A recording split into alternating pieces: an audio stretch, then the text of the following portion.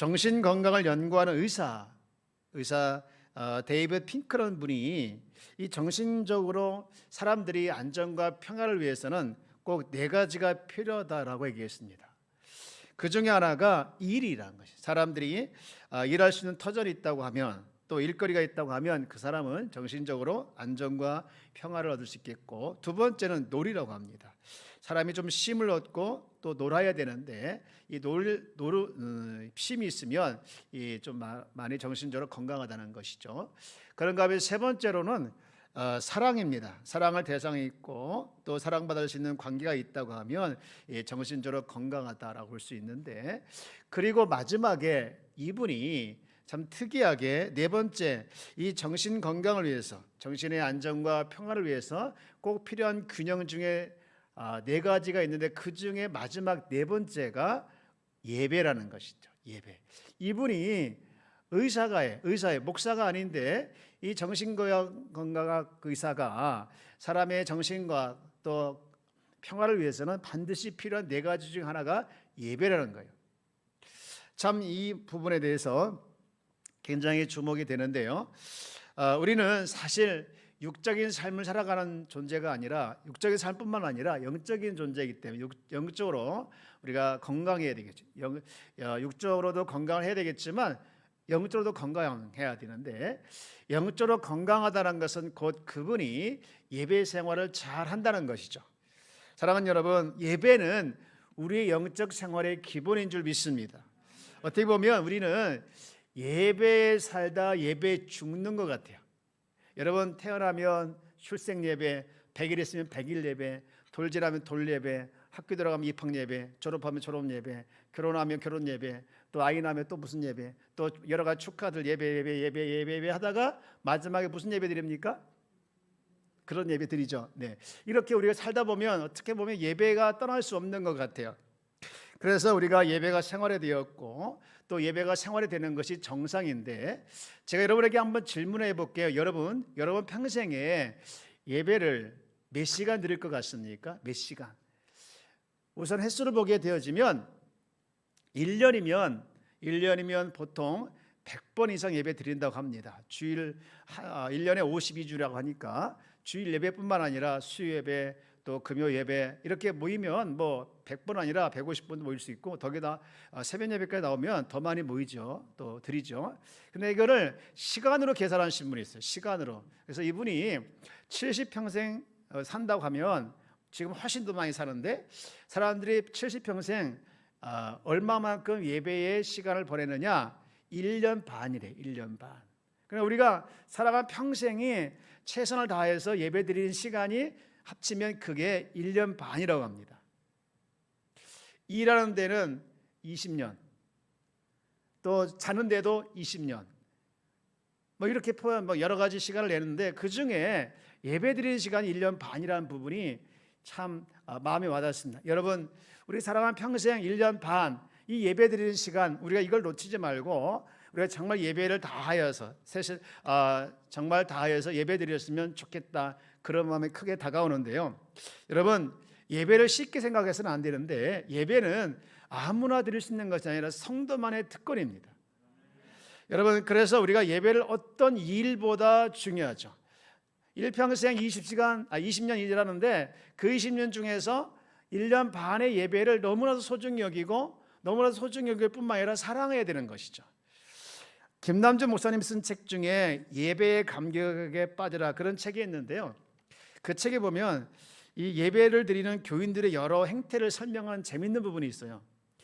어떤 부분이 있냐면, 멀거니 강단, 이 예배 설교자만 쳐다보는 이 딴 생각파가 있대요.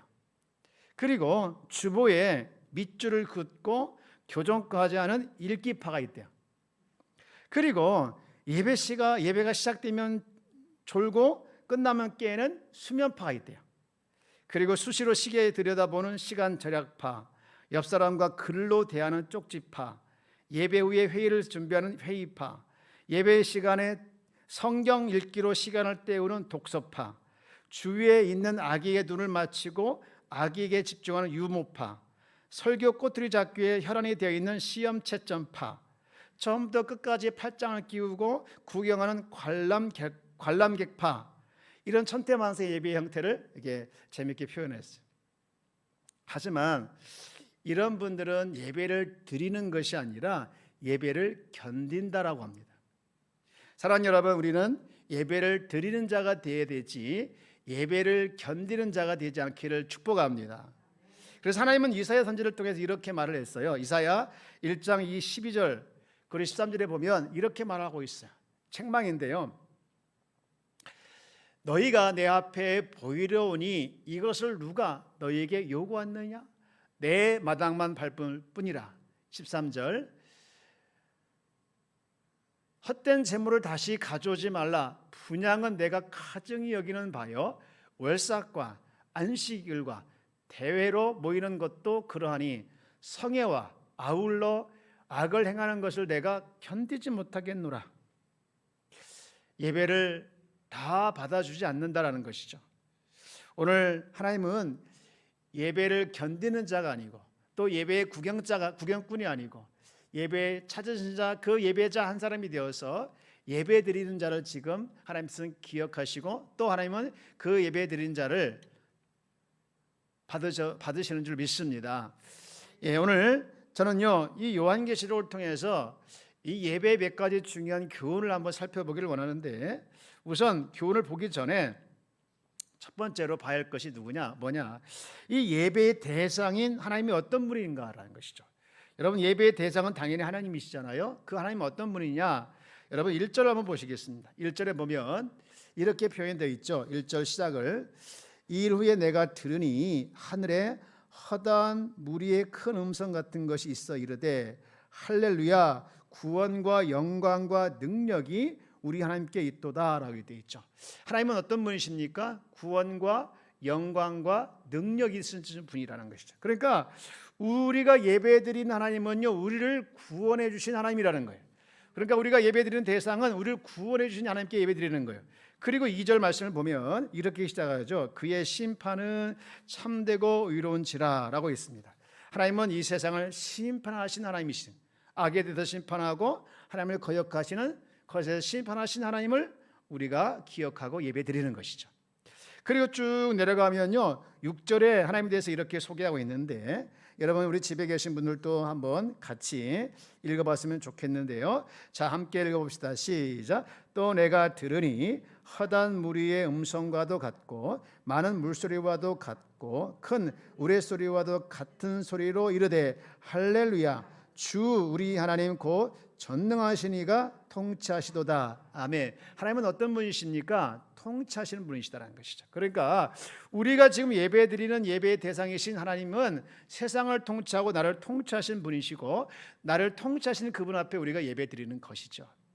그래서 우리는 날마다 살아계신 아버지, 나를 통치하시고 또 이 세상을 심판하시고 또 자기 백성을 삼으신 그 하나님을 우리가 기억하고 예배드리는 것, 이것이 예배인 줄 믿습니다. 그런가 하면 예배드리는 대상자, 즉 예배자가 누구냐? 여러분 1절 다시 보면 중간에 이후에 내가 들으니 하늘에 허다한 물이 나옵니다. 허다한 물이. 예배드리는 사람은 하늘에 허다한 물이라는 것이죠. 또 5절 쭉 내려가면 좀 말을 바꿔서 중간에 하나님의 종들이라고 나옵니다. 하나님의 종들. 다시 말해서 예배드리는 사람은요 예수를 믿고 의롭대 함을 입은 하나님의 거룩한 백성들, 오직 하나님의 자녀들만이 예배드릴 수 있는 거예요. 하늘의 거룩한 무리. 그러니까 예배드린다는 것이 왜 특권이냐라는 것이 바로 여기서 찾을 수 있는 것이죠. 아무나 예배드릴 수 있는 것이 아니라 하늘에 있는 거룩한 무리, 하나님의 종들만이 예배드릴 수 있다는 것이죠.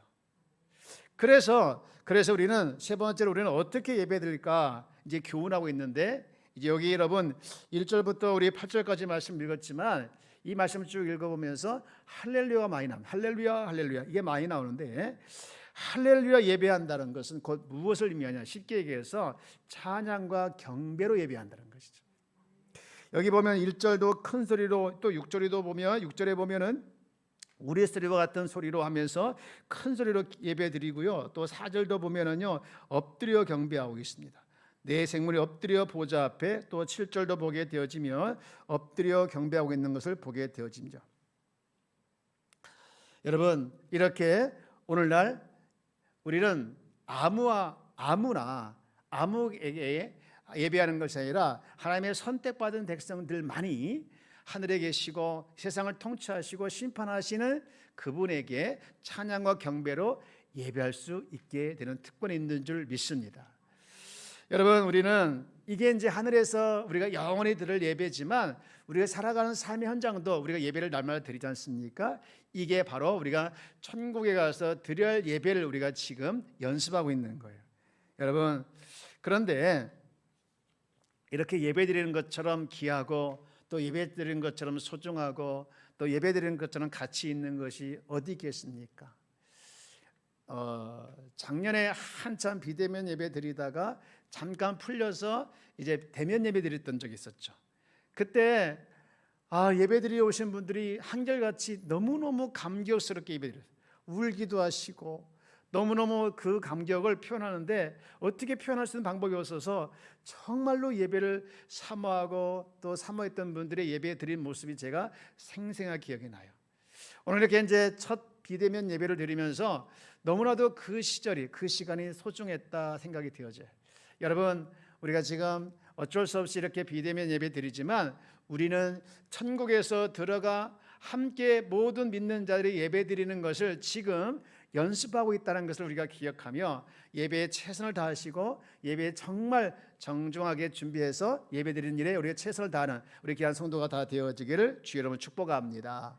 저를 한번 따라서 할까요? 예배는 가장 세상에서 아름다운 행위이다. 할렐루야. 여러분, 로마서 1장 21절에 보면요, 책망이 나와요. 거기 책망에 보면 이렇게 책망합니다. 하나님을 알되 하나님을 영화롭게 아니하며 감사도 아니하고 오히려 그 생각이 허망하여지며 미련한 마음이 어두워졌다. 한마디로 이런 사람들은 하나님을 알지만 하나님을 영화롭게 하지도 않고 감사하지도 않고 라고 하는 것은 무엇을 의미하느냐? 하나님께 예배하는 자가 아니라는 거예요. 하지만 우리는 다릅니다. 우리는 무엇보다도 하나님께서 특별한 사람을 뽑아주셨고 또 하나님께서 특별한 사람으로 우리가 선택해 주시고, 여러분, 왜 우리를 구원해 주셨을까요? 왜 우리를 선택해 주셨을까요? 왜 우리를 뽑아주셔서 살려주셨을까요? 그 이유는 단 하나입니다. 하나님께 예배하기 위해서. 우리가 예배하기 위해서 하나님께서 선택해 주셨고 살려주셨고 구원해 주신 걸 우리가 기억하면서 예배해야 되는 거예요. 그런데 우리가 예배 드릴 때 정말 기억할 것은 뭐냐? 예배를 우리는 몇 가지 주의할 것이 있는데 첫 번째가 이겁니다. 예배 드릴 때 첫 번째 주의할 점이 나 중심의 예배를 탈피해야 됩니다. 저를 한번 따라서 볼까요? 나 중심의 예배를 탈피해야 된다. 이게 무슨 얘기냐? 내가 중심이 되지 말라는 얘기예요. 우리가 잘못하면 내가 예배의 중심이 될 수 있습니다. 내 기분에 따라서 예배를 드리고 예배를 안 드릴 수가 있다는 것이죠. 오늘은 기분이 안 좋아가지고 예배 안 드리고 싶지 않아. 오늘 기분이 너무 좋아 예배 드리고 싶어.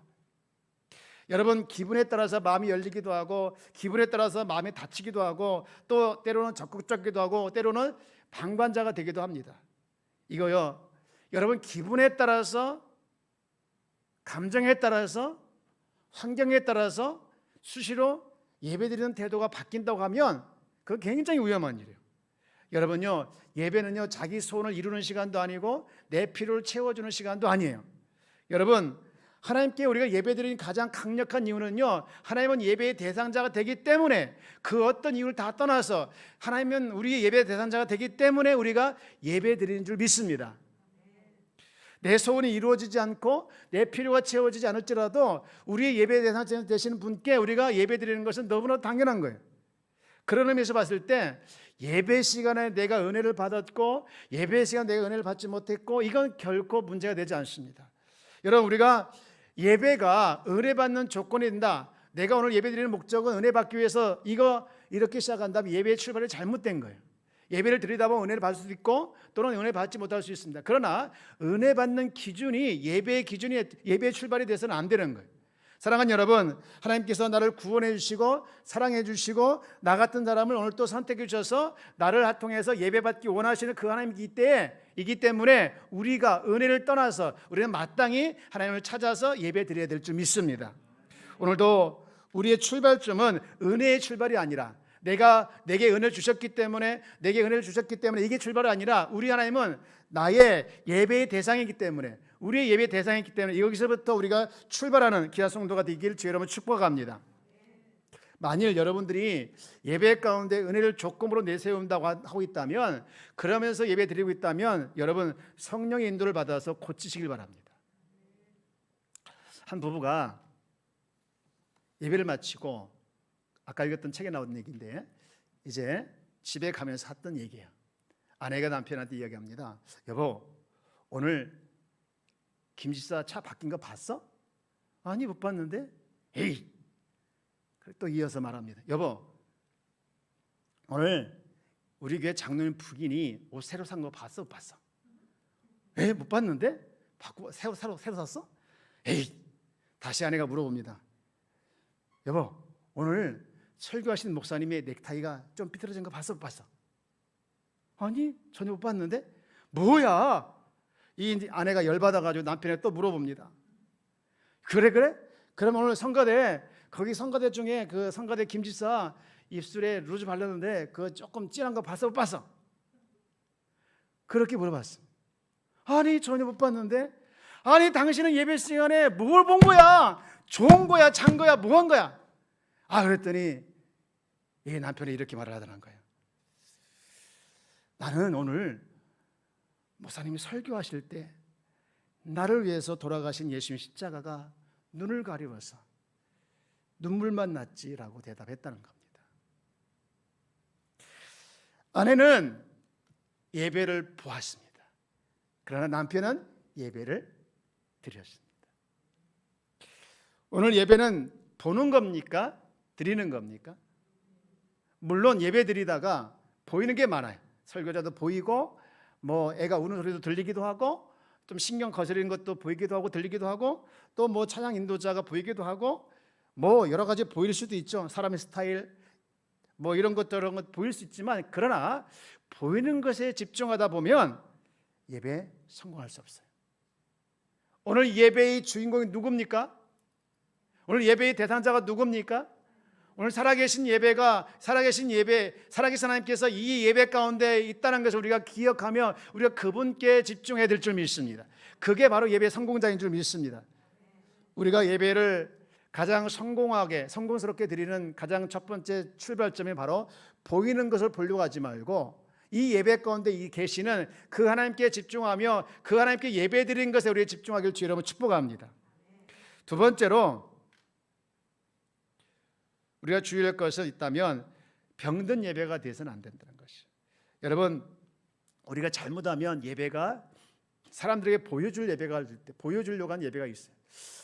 제가 감동 좋게 읽었던 책 중에 하나 토저 목사님 쓴 책인데요, 예배인가 쇼인가 이런 책의 제목의 책이 있습니다. 여러분, 이 책의 제목을 보듯이 예배를 사람들에게 보여주려고 쇼하는 곳이 있다는 거예요.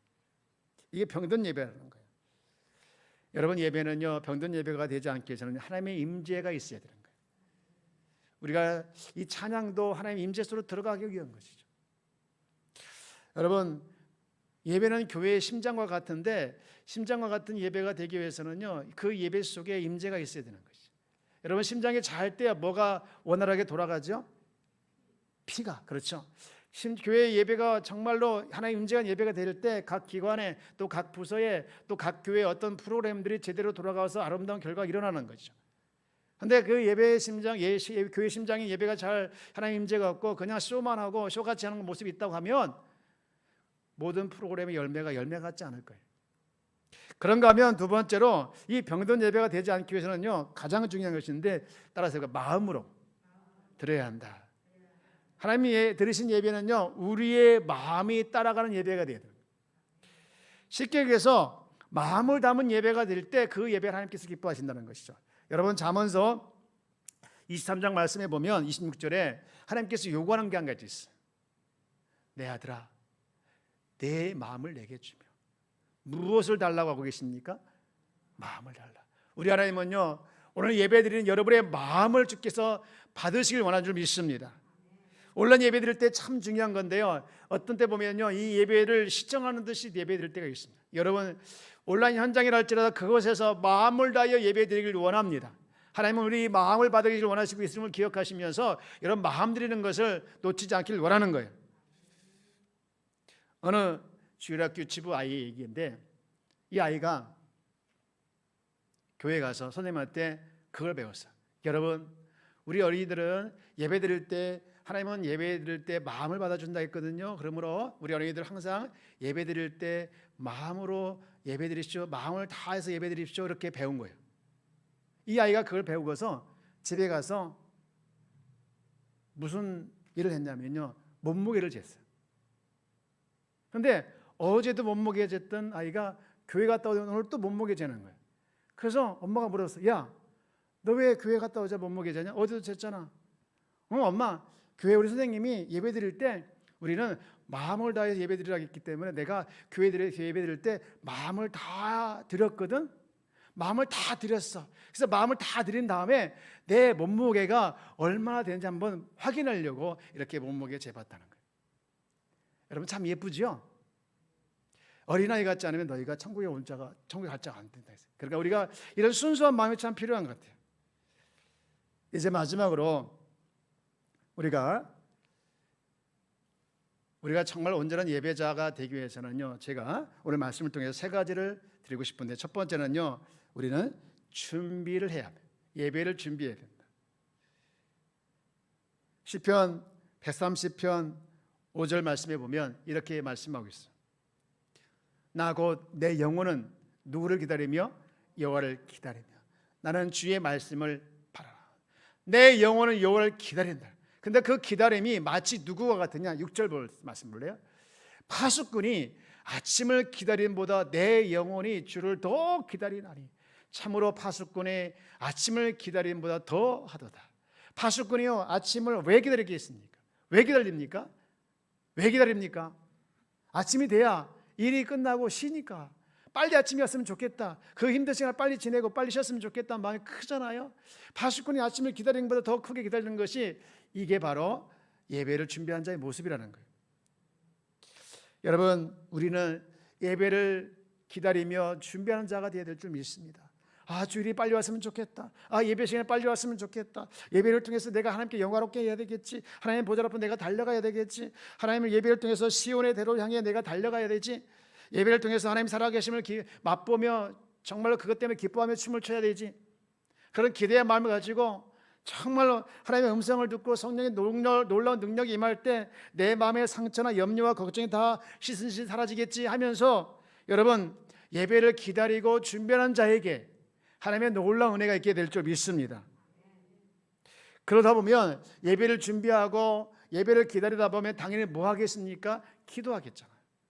우리 특히 예배위원들, 여러분, 뭐 하나 사소한 것이라도 안내위원 또 헌금위원이라 할지라도 우리가 정말 예배위원이기 때문에 당연히 우리 찬양대는 더 많이 기도해야 되는 거 맞고요, 설교자도 맞고요. 여러분, 사전에 예배 준비를 많이 하는 것은 곧 무엇을 의미하느냐? 기도를 많이 하는 거예요. 기도를 많이 하는 자가 예배 시간에 은혜를 충분히 받는 거예요. 하나님의 놀라운 은혜가 설교를 못해도요, 한마디 해도 그 말씀이 팍 받칠 때가 있어요. 여러분, 사랑하는 여러분, 예배를 준비하길 원합니다. 준비하는 자가 되길 원합니다. 그리고 습관적인 예배를 두 번째로 피해야 돼요. 우리가 이 무슨 얘기냐? 습관성 예배를 드리지 않도록 노력해야 된다는 것이죠. 우리가 아무 생각 없이 이렇게 습관성으로 예배 드릴 때가 있습니다. 묵도하고 찬송 부르고 기도하고, 그 다음 뭐 하죠? 성경 읽고, 그 다음 뭐 하죠? 말씀 듣고, 그 다음 뭐 하죠? 여러분, 우리가 이 순서에 너무 익숙해 있어요. 이제 뭐 이렇게 하면 되겠지 하면서, 여러분, 이게 이 고정된 틀에 있다 보면 나도 모르게 예배의 습관에 들 수가 있습니다. 사실은 성경에 보면 예배 형식은 나오지 않아요. 그러나 예배에는 찬양만 있으면 예배가 됐고, 또 뭐 있습니까? 기도만 있으면 예배였습니다. 예물과 성찬과 성도의 교제와 말씀만 있으면 그게 예배였어요. 우리가 뭐 틀을 무시하자 그 얘기는 아니에요. 하나님은 질서의 하나님이기 때문에 틀이 필요합니다. 그러나 우리가 정말 예배가 적절하고 효율적인 형식, 그건 피할 수는 없는데, 그렇다고 해서 모든 예배 형식이 그 하나만 있어야 된다라고 생각하면 안 된다는 것이죠. 어떻게 하든 우리가 하나님께 쉽게 다가갈 수 있는 그런 예배의 모습이 되어야 되는데, 우리가 이 부분을 많이 고민하면서 함께 습관적인 예배가 되지 않도록 우리는 노력해야 된다는 것이죠. 그런가 하면 마지막으로 정말 중요한 건데요, 예배할 때 우리는 이겁니다. 따라해볼까요? 저를 한번 따라해볼까요? 찬양에 힘써야 된다. 뭐에 힘써야 된다고요? 찬양에 힘써야 된다고. 지금은요, 지성보다 감성을 더 소중히 여기는 시대입니다. 굉장히 앞세운 시대예요. 여러분 30대 이하 우리 젊은 층들을 보면요, 밥은 먹어도 노래는 해야 된다고 해요. 노래를 하고 살아야 된대. 밥은 못 먹고 살아도 괜찮은데 노래는 하고 살아야 된대. 그런 시대의 아이들이에요. 여러분 그거 이해해야 되는 거예요. 우리 민족은 이 풍류를 좋아했잖아요. 그래가지고 열린 음악회 같은 거 성공하고, 또 뭐 있습니까? 뭐 노래방이 잘 되잖아요. 그리고 또 지금 뭐 트롯 맞죠? 트롯 이런 거 막 뜨고 그러지 않습니까? 이게 다 음악 아니겠습니까? 그래서 집집마다 아이들을 뭐 음악 가르치는데 당연하게 여기고, 음악 가르치는 일에 허리가 졸라매고 가르치잖아요, 부모들이. 여러분 음악의 가치 중요합니다. 마찬가지로 찬양의 권위, 이게 대단히 중요한 거예요. 신구약을 보면요, 예배자들이 다 뭐였습니까? 찬양을 사모하고 예배에 꼭 찬양이 있었어요. 구약의 대표적인 사람이 누굽니까? 다윗이었죠. 다윗은 성가대를 이끌고 시편에 다 그게 찬양 아닙니까? 근데 신약 시대도 마찬가지입니다. 여러분 골로새 3장 16절 말씀해 보면 이렇게 말씀하고 있죠. 끝에 가게 되어지면 시와 찬송과 신령한 노래를 부르며 감사한 마음으로 하나님을 찬양하고, 이런 말이 나오는데요, 요 똑같은 말씀이 에베소도 나와요. 에베소 5장 19절도 보면 이렇게 나와요. 시와 찬송과 신령한 노래들로 서로 화답하며. 여러분 이게 무슨 말입니까? 시와 찬송과 신령한 노래들로 서로 화답하며. 사실 이게 잘 이해가 안 되는 말이에요. 그런데 찬양을 이렇게 나눠서 말을 한 것 같아요. 여러분 그만큼 이렇게 찬양이 굉장히 큰 비중을 차지하고 있다는 것을 말씀하고 있는데, 여러분 우리는 예배 드릴 때 찬양을 많이 부르기를 주의 이름으로 축복합니다. 왜 우리가 수요 예배 시간에 7시부터 이 찬양을 합니까? 많이 부르기 위해서 그런 거예요. 많이 부르기 위해서. 이 찬양을 많이 하다 보면 뭐가 더 생깁니까? 마음이 열리는 거예요. 마음이 열리지 않습니까? 여러분 찬양을 부를 때, 그리고요, 그냥 구경하듯이 가만히 계시지 말고 힘있게 따라서 하십시오. 따라서 하시고요. 그리고 그러면 여러분 마음이 열리는 거예요. 다시 한번 제가 말씀드립니다. 찬양을 많이 부르십시오. 그리고 크게 따라서 부르시고, 그리고 찬양하는 일에 여러분 적극적으로 동참하시길 바랍니다.